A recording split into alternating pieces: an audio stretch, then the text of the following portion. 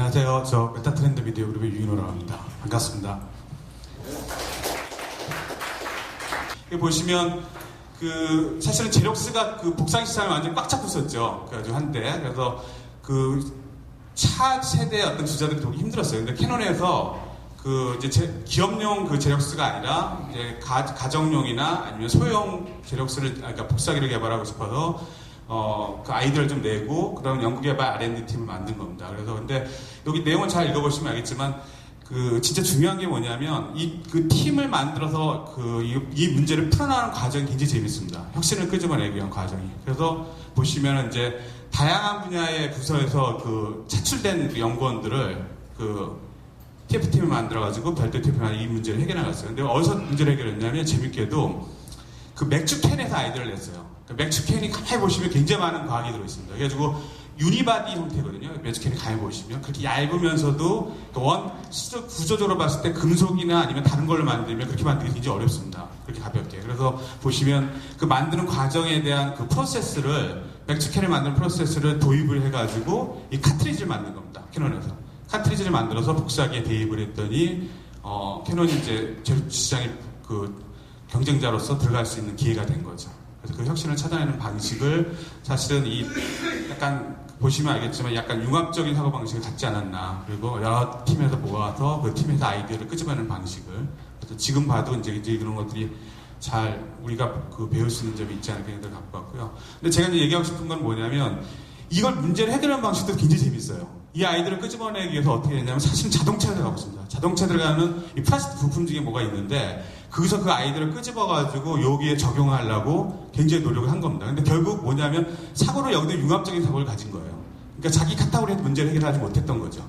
그래서 다양한 카테고리를 다 찾아가지고 문제를 해결하려고 애를 쓴 겁니다. 그래서 이제 기넥스 뮤즈가 그 문제를 해결하면서 굉장히 독특한 맥주를 만들어냈고 또 인기가 좋았죠. 서양인들은 사실은 기본적으로 컨텍스트에 집중을 해요. 컨텐츠의 컨텍스트가 아니라. 그래서 본질을 봅니다, 본질을. 근데 이제 동양인들은 본질보다는 상황을 봐요, 정황을. 그런 경향이 있습니다. 그래서 컨텐츠보다 컨텍스트에 집중한다는 얘기를 하고 싶은 거예요. 그래서 보면은 실질적으로 뒤가 바뀌었네요, 표예요. 이 지금 한국 사회는 하이 컨텍스트 컬처럴이라는 특징을 갖고 있습니다. 그래서 HCC라고 그러거든요. 이게 에드워드 홀이라고 문화인류학자가 얘기한 분류해놓은 겁니다. 그래서 HCC, LCC라고 합니다. 로우 컨텍스트 컬처라고 얘기하고요. 근데 보면은 HCC에 보면은 한국하고 일본, 인디아 이렇게 동양 쪽에 있는 사람들이 들어있습니다. 이게 어떤 내용이냐면 이게 사실은 말없이 서로 아는 공감대, 그 다음에 오랜 역사를 통해 눈치껏 해도 알아들은 그런 문화, 이런 걸 갖고 있다는 겁니다. 동양 문화에는. 그리고 보시면 꼭 그걸로 말로 해야겠어? 우리가 오늘 이제 소통 얘기하려고 그러는데 사실은 꼭 그걸 말로 해야 되겠어? 척하면 알지 하는 그런 맥락적인 사고 문화를 갖고 있다는 거죠. 동양인들한테. 특히 한국 사람들이 그런 하이 컨텍스트 컬처에 대한 문화가 잘 발달되어 있습니다.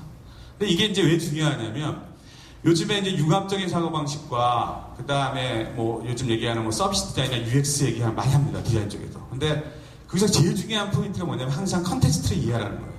컨텍스트를 이해해야지만 컨텐츠보다 컨텍스트를 보라고 얘기하고 또 컨텍스트를 이해해야 된다는 얘기를 계속 합니다. 그런데 결국 한국 사람이나 동양인들, 특히 이제 한국 사람들 이런 일을 하기에 굉장히 유리한 그런 DNA를 갖고 있습니다. 이 한국 사람이 그런 DNA를 굉장히 잘 갖고 있는 거예요. 지금까지는 과학이 어떤 본질을 보는 거였다면 앞으로는 이 융합 시대에서는 결합된 형태의 어떤 새로운 여러 가지 창조적인 걸 봐야 되는데 이럴 때는 결국 서양적 사고방식보다 동양적 사고가 훨씬 유리하다는 겁니다. 그래서 지금 보시면 이 컨텐츠보다 컨텍스트에 집중해야 된다는 겁니다. 오늘날 사실은 정보와 지식이 접근성이 비약자로 발전할 때는 이런 융합적인 걸 끄집어내기 위해서는 주변에 있는 여러 컨텍스트를 이해하는 게 매우 중요해지는 겁니다. 자, 그래서 이제 제가 라이프 3.0에 대한 얘기를 잠깐 하고요. 앞에 있는 그 부분은 이제 서두로 시작하는 거고요. 제가 라이프 3.0을 한번 얘기를 해보겠습니다. 1.0은 우리가 아는 물질적 풍요를 목표로 했던 그런 시대라면 라이프 2.0은 이제 건강, 웰빙 이런 시대입니다. 그리고 라이프 3.0은 연결, 경험, 교감. 여기 이제 소통이 들어있는 겁니다, 사실은. 교감 안에 소통이 들어있으니까요. 그래서 그거 중요한 건 주체는 이제 관계입니다. 그동안 이제 개인을 중시하겠다면 이제는 이제 그 개인 안에서도 연결되어 있는 개인 아니면 그 관계에 대한 개인들이 매우 중시하겠습니다. 예, 그래서 관계에 대한 욕구가 굉장히 강해지고 있다는 게 라이프 스타일 변화에서 매우 중요한 핵심 키워드들입니다. 그래서 저는 이제 사실은 뭘 보고 있냐면 그 융합의 그 핵심은 소통이라고 보는 겁니다. 융합이 뭐 당연한 얘기도 될 수도 있지만 그러면 이제 사실은 소통에 대해서 한번 다시 생각해 보면 과거에도 우리가 커뮤니케이션을 매우 중시 여겼어요. 근데 왜 지금 와서 다시 또 우리가 소통을 더 중시 여기냐면 이 융합적인 사고방식을 해야 되는 시점에서 사실은 이 소통의 문제가 더 부각이 되는 겁니다. 그 이유는 뭐냐면 개인적인 정보들이 늘어나고 개인이 굉장히 많은 수평적 관계에서 늘어나는 여러 연결을 통해 가지고 실질적으로 그 과거의 개인과 다르게 지금 개인은 매우 수평적인 구조로서 연결되어 있습니다. 옛날에 수식적인 구조의 어떤 개인이 있었다면 전자왕국 소니에 대한 어떤 심층 분석을 해보면 어설픈 독립채산자를 쓴 거거든요.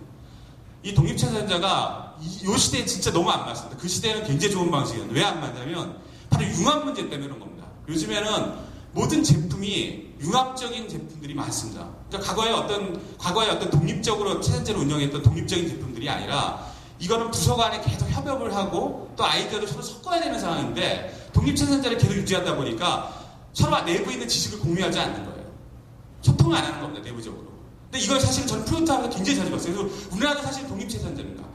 컨트롤 타워가 있긴 하지만 삼성도 사실은 보면은 그런 많은 문제점을 갖고 있습니다. 다른 부서가 하는 걸 몰라요. 다른 부서가 하고 있는 프로젝트 결과물을 절대 공유하지 않습니다. 왜냐면 내부 부처 이기주의가 있기 때문에 그런 겁니다. 근데 결국 물론 이제 컨트롤 타워 부분이 소니보다는 좀 더 강하다고 얘기를 하지만 어쨌든 이런 문제를 계속 부닥치고 있어요. 근데 융합적인 시대에서 융합적인 제품들이 나오고 융합적인 시대에서는 이 독립체계가 안 맞는 거죠. 소니가 극격에 그게 몰락이 된 이유 중에 하나가 가장 중요한 게 이 독립체계입니다. 어설픈. 그러니까 우리가 융합적인 그런 그러니까 사업부들 간의 협업이 필요하고 또 기술과 기업이 결합되는 시대에서 이게 얼마나 위험하고 적합하지 않은 그런 그 프로세스인지 알 수 있을 겁니다. 자, 이걸로 제가 이게 보시면은 이제 뭐 이렇게 부서 간에 다 떨어져 있는 그런 걸로 해서 이게 이제 뭐냐면 사일로 효과라고 그러거든요. 사일로 효과라고 얘기하고 사실은 스티브 잡스도 이 얘기를 했어요. 독립체산제 때문에 소니는 애플이 되지 못했다는 얘기를 했습니다.